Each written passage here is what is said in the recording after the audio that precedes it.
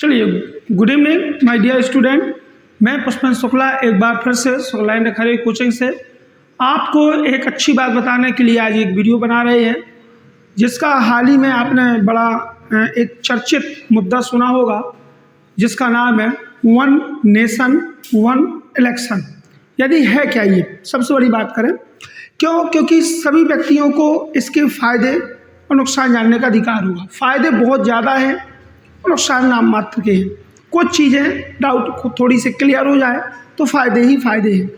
आखिर कैसे ये प्रक्रिया है, कैसे ये पूर्ण होगी, तो सबसे पहले हम आपको एक चीज़ बहुत अच्छी बता दें। वन नेशन वन इलेक्शन का मतलब है एक देश और एक चुनाव। मतलब कि पूरे केंद्र शासित प्रदेश, राज्य प्रदेश के जो प्रदेश के चुनाव हैं, ये सभी चुनाव आम चुनाव के एक साथ होंगे। मतलब लोकसभा का चुनाव और विधानसभा का चुनाव एक समय में करवाया जाएगा। इससे फायदा है बहुत हो गए। जैसे कि ऐसा नहीं है कि हमारे भारत देश में ऐसा पहली बार हो रहा है। लोगों को जागरूक होना चाहिए, लोगों को जानना होगा कि क्या भारत के इतिहास में ऐसे पहले चुनाव हुए हैं। तो सबसे पहले हम आपको जानकारी बनाते थे। भारत में सबसे पहले आम चुनाव 1951-52 में हुए। तो सन 1951 और 52 में पहली बार वन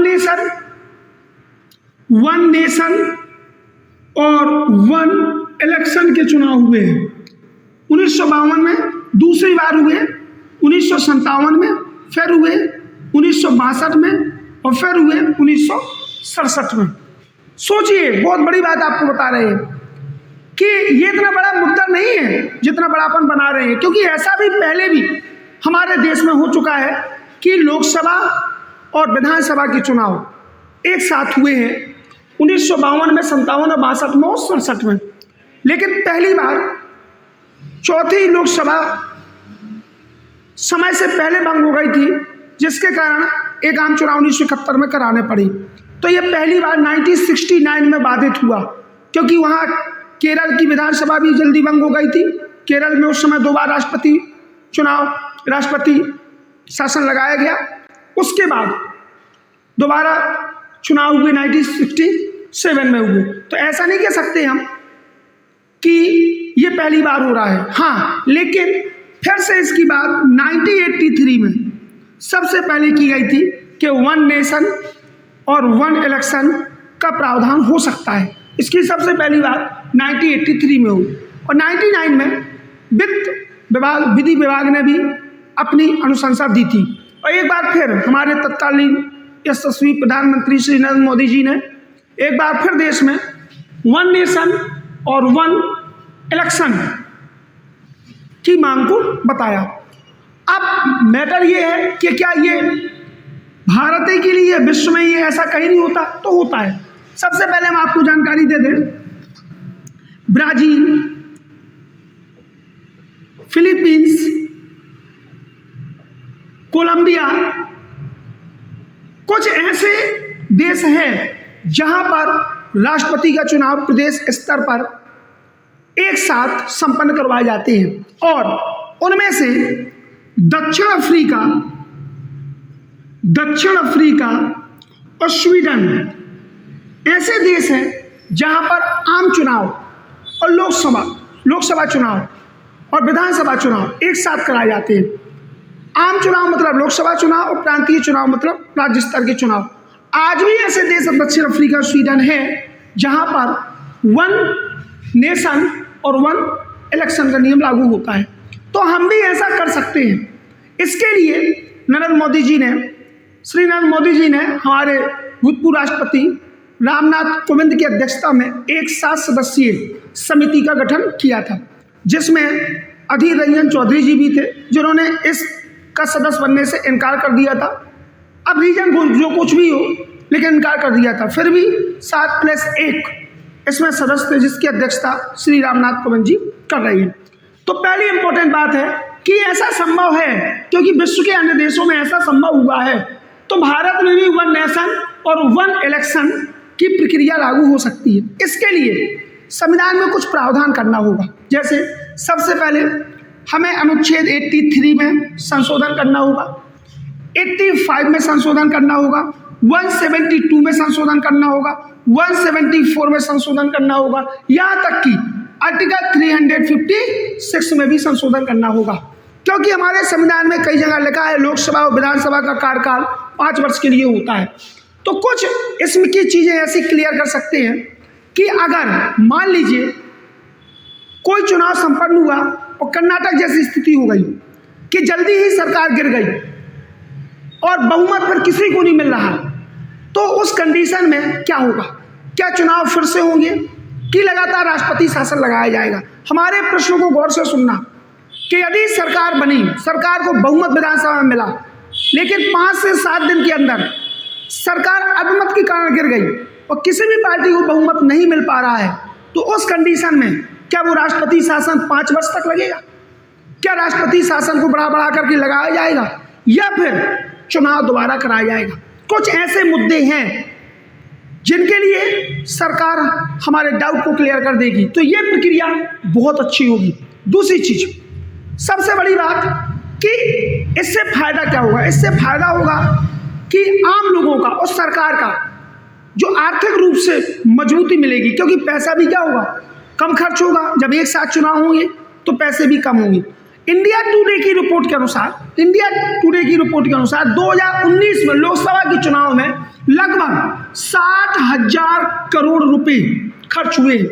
इसमें जो चुनाव लड़े हैं उनकी राशि और चुनाव आयोग द्वारा जो खर्च की गई राशि वो सभी शामिल है। आप सोच सकते हैं, जबकि 1951-52 के चुनाव में मात्र 11 करोड़ रुपए खर्च हुए थे, मात्र 11 करोड़ रुपए। वही 11 करोड़ रुपए आज 60,000 करोड़ रुपए में खर्च हो रहा है। तो ये तो बात माननी होगी कि चुनाव में ज्यादा पैसा खर्च हो रहा है, और इस प्रक्रिया को रोकने के लिए हम ऐसा कर सकते हैं तो हमारे सबसे पहले पैसों की क्या होगी? बचत होगी। ये बिल्कुल क्लियर बात है। अब दूसरा फायदा हमारा ये होगा कि 5 साल के लिए व्यक्ति स्वतंत्र हो जाएगा, प्रशासनिक रूप से, कार्मिक रूप से सब लोग अपने कार्य को आसानी रूप से करते रहेंगे, उसमें किसी प्रकार का कोई हस्तक्षेप नहीं होगा। पता चला हम उस देश के निवासी हैं जिस देश में हर वर्ष 5 से 7 राज्यों में चुनाव संपन्न होते रहते हैं। तो कहीं विधानसभा की आचार संहिता लगी, कहीं लोकसभा की आचार संहिता लगी, कहीं ग्राम पंचायत की आचार संहिता लगी, कई नगरीय चुनाव हुए। तो इसमें 5 वर्ष में कहीं ना कहीं प्रशासनिक दृष्टि से काम करने में थोड़ी सी परेशानी होती है और मानव जीवन भी बाधित होता है, क्योंकि हम स्वतंत्रता पूर्वक अपने कार्य को नहीं कर सकते। इसलिए हमारी राष्ट्रवादी पार्टियों की ये सोच है कि क्यों ना हम 1 नेशन 1 इलेक्शन को शुरुआत कर दें। ये तो इसके फायदे हो गए।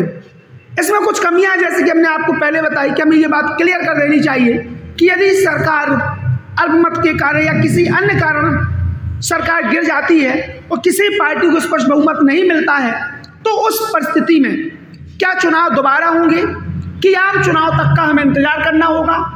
उस समय हमें उस राज्य में राष्ट्रपति शासन लगाना होगा। उस कंडीशन में राज्य सरकारें क्या करेगी, या इस बिल में उसके संबंध में ऐसा क्या है, इसके संबंध में भी हमें कुछ दिनों के बाद जब बिल प्रस्तुत होगा तो उसके संबंध में पूरी जानकारी मिल जाएगी। कमियां क्या है? कमियां थोड़ी सी ये है कि अगर ऐसी प्रक्रिया लागू होती है तो सबसे पहले इन पर क्षेत्रीय मुद्दे थोड़ी से दब जाएंगे, क्योंकि क्षेत्रीय पार्टी राष्ट्र की बड़ी पार्टियों से बराबर से तालमेल नहीं बैठा सकती और ना उनके बराबर खर्चा कर सकती है। और दूसरी बात, अगर ऐसे राज्य के चुनाव और लोकसभा के चुनाव अलग अलग होते हैं तो हमारे प्रतिनिधि को बार बार जनता के सामने जाने का मौका भी मिलता है। तो वो 5 साल के लिए सिर्फ एक बार जाना होगा जब दोनों चुनाव साथ होंगे। एक आईडीएफसी की एक रिपोर्ट के अनुसार 77% लोगों का मानना है कि जो वोट केंद्र को लोकसभा में जाएगा वही वोट राज्यसभा को, वही वोट राज्य के चुनाव में जाएगा। ऐसा इंडिया टुडे की रिपोर्ट ने बताया।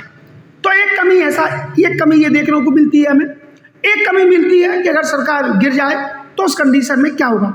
अब हम कहते हैं एक चुनाव से संपन्न में ये होगा कि हमारे सबसे पहले हम आर्थिक रूप से मजबूत होंगे, हमारे पैसे ज़्यादा खर्च नहीं होंगे, हमारे प्रशासनिक अधिकारियों को अन्य कार्मिक व्यक्तियों को कार्य करने का पर्याप्त क्या मिलेगा, मौका मिलेगा। और एक कारण ये है कि यदि हम एक साथ चुनाव कराते हैं तो कहीं पर सरकार का गिर जाना, उस कंडीशन में परिस्थिति क्या होगी। तो कई देश ऐसे हैं जहां पर अभी भी वन नेशन और वन इलेक्शन का काम चल रहा है, मतलब साथ में ऐसे चुनाव संपन्न होते हैं। कई कमेटी आई, उन्होंने अपनी अपनी अलग अलग रिपोर्ट प्रस्तुत की। तो कई लोगों को इस जानने का अधिकार है कि क्या वन नेशन वन इलेक्शन देश के लिए सही रहेगा। तो हमारा मानना है कि देश के लिए आर्थिक रूप से तो स्ट्रांग होगा, क्योंकि देश में कहीं ना कहीं चुनाव के मद्देनजर कई पैसे हमारे आम जनता की सरकार के उस चुनाव में नुकसान होता है। एक चीज और, अगर हम पैसे को बचा सकते हैं तो इस पर सरकार को एक चीज पर और थोड़ी सा गौर करना चाहिए कि अगर कहीं पर उपचुनाव होते हैं तो उपचुनाव के लिए भी कोई प्रावधान होना चाहिए, क्योंकि हमारे संविधान में भी ये रूल है कि अगर कहीं की विधानसभा या लोकसभा की सीट खाली हो तो वहाँ पर 6 महीने के अंदर उपचुनाव होते हैं। तो कहीं ना कहीं पहले 200, जैसे मध्य प्रदेश की बात करें, पहले 230 सीटों में चुनाव हुआ, उसमें खर्चा हुआ, फिर कुछ सीटें खाली हो गई, जैसे 28-29 सीटें फिर खाली हो गई, फिर इन सीटों में उपचुनाव हुआ, फिर अगर कोई सीट खाली हो जाएगी फिर उपचुनाव होगा। तो कहीं ना कहीं इससे भी हमें आर्थिक रूप से क्षति पहुंचती है। तो हमें इस पर भी कोई स्ट्रॉन्ग नियम या कानून बनाना चाहिए, जिससे भारत का जो पैसा बचेगा वो हम विकास के कार्यों में खर्च कर सके, दूसरे विकास के कार्यों में खर्च करें। हमें हाल ही में ये मुद्दा आपको इसलिए समझा रहे हैं क्योंकि अभी एक विशेष अधिवेशन है, उस पर शायद इसकी कोई चर्चा हो। यदि इसकी चर्चा होगी तो हम आपको इसके सामने और बड़ी क्लास बनाएंगे और आपके सामने प्रस्तुत करेंगे। बस आपको ये वीडियो ज़्यादा से ज़्यादा शेयर करना है और ज़्यादा से ज़्यादा लोगों को बताना है कि वन नेशन और वन इलेक्शन का मतलब क्या होता है। इस चीज़ को ध्यान रखें। थैंक यू, धन्यवाद।